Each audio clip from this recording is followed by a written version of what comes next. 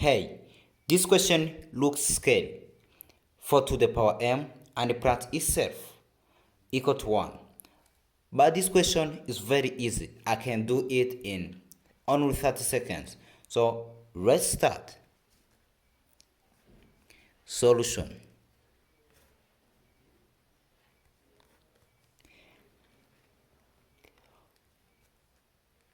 Four to the power m plus 4 to the power m equal 1. But 4 to the power m is the same as this 4 to the power m, 4 to the power m.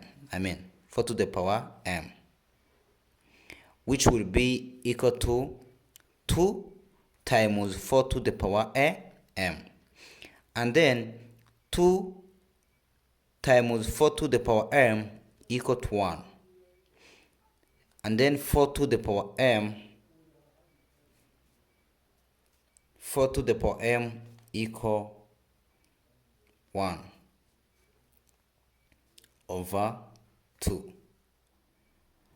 So by changing, let us change